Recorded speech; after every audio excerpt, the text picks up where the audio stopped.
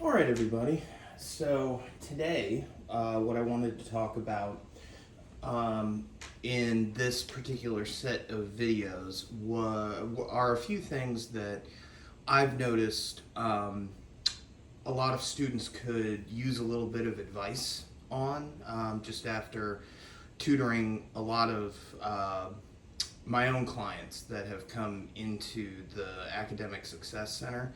So, what I wanted to start off with was proper email etiquette. So the correct way to kind of email somebody that is a little bit more professional than the way that we're used to sending some emails. I know a lot of us get into the habit of trying to we almost send like text message type messages instead of proper emails. And when you really want to be I don't want to say taken seriously, but it's your professors and people at the college will definitely have a lot more patience and respect the more that you are able to communicate with them in an effective way. And especially when you leave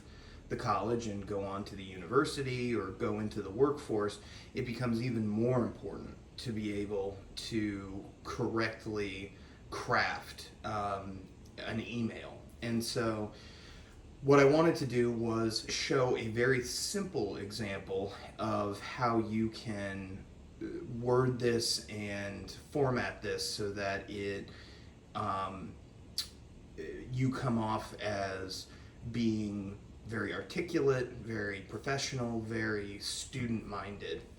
Um, and so, sorry if you just saw one of my cats walk in front of the screen there. Maggie is very curious. So first of all, if you haven't already installed your school email on your phone, I can't tell you how important it is to do that. That way you're able to respond to messages properly.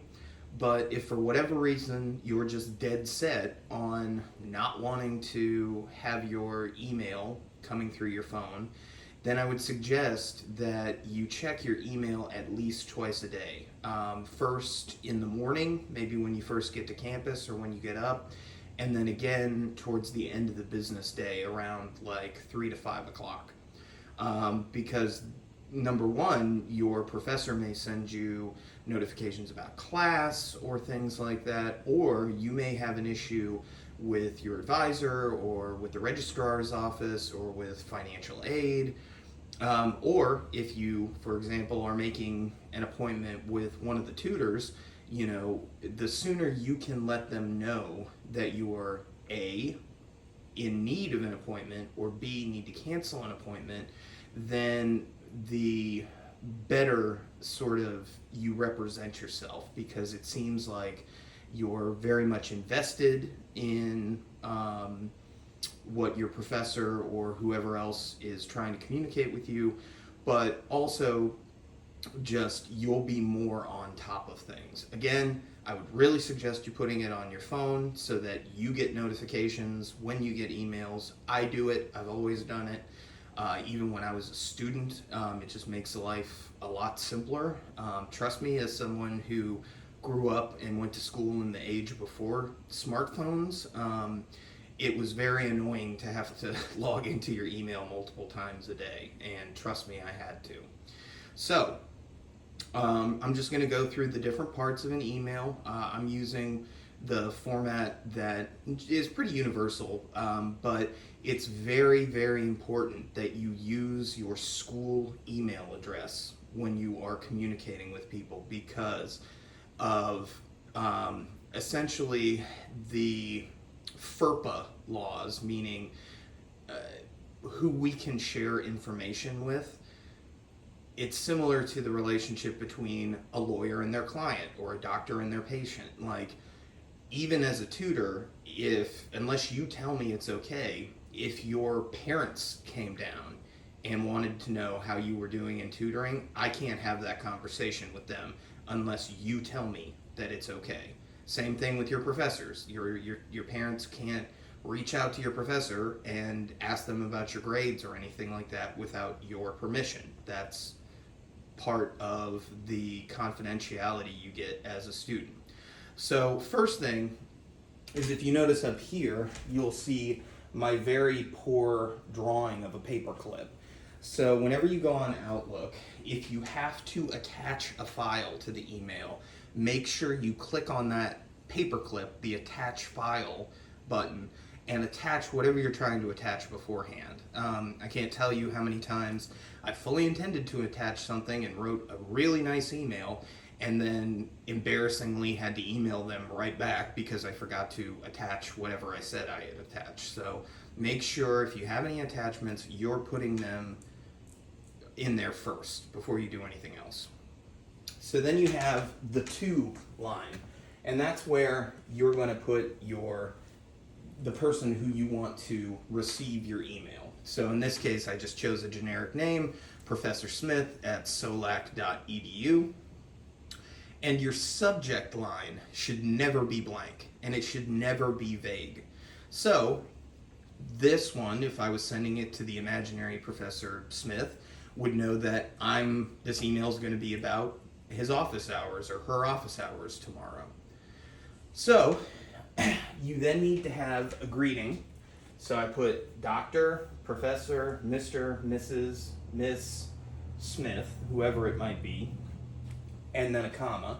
So address them by their title and their name, and then create a relatively short but informative email. So if you don't have to, you don't want them trying to dig through 3 or 4 paragraphs trying to figure out what you're trying to say to them. So I simply said, I was wondering if you had time to meet tomorrow to discuss the thesis of my essay. So he knows I want to see if he's going to be in, or they're going to be in their office tomorrow, and that I want to discuss the thesis statement of the essay that I have due, whatever it might be. So they know that I want to come during office hours, I want to come tomorrow, and specifically I want to talk about the thesis for our current assignment. And then thank them very much for their time, or in some other way note that you're appreciating the fact that they're taking their time to answer your email.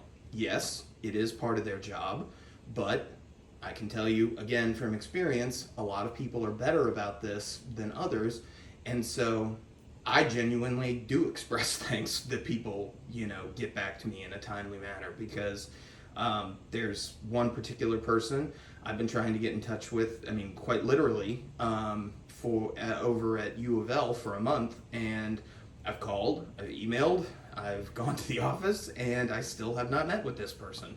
So, it definitely is one of those things where it's very professional to try to respond to emails as quickly as possible, because think about how you feel if you're trying to get something and you text a friend, call a friend, email a friend, message a friend through social media, whatever, and you're really waiting for that, and then they don't get back to you until they feel like it. It's a pretty bad feeling. And then at the end, make sure you have some sort of salutation there at the end. I like sincerely, or you could also include some version of this in here and have something different up there. Like sometimes I'll say thanks for your time, and up here I'll say I hope your day is going well, something like that, just to show that again, you're invested in it, you're really trying to go over the top a little bit to show them that you are trying to be professional. Okay? So when it comes to writing an email, make sure if you have to attach something that you do that first before you start typing the message. Make sure your subject line, first of all, make sure that you have the email address and that it's going to the right person. Make sure your subject line is descriptive but not overly long. Address them by their title. Keep your message short but specific.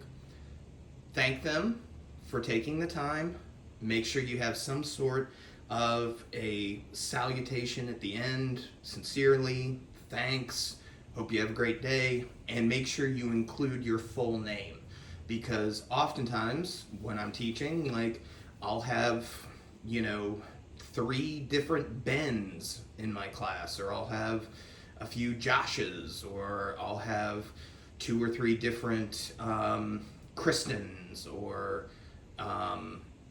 Dantes or something like that. So, just make sure that you're identifying yourself. And you may even, in the subject line, put the name of the class you're taking, just so that they can recall you that much faster. Because as much as you would like to think, and I know I've thought this before, that teachers remember everybody because they don't have much of a life outside the classroom. In fact, it does take a while if students don't make a point of getting to know their teacher. It does take you a while to remember who's who. So just remember, check your email a couple times a day. Even better, install it on Outlook on your phone, and always be sure that you are using your SOLACC email and not a personal email, because we can't communicate sensitive material to you if you don't use the SOLACC email. All right, everybody, I will see you in the next video.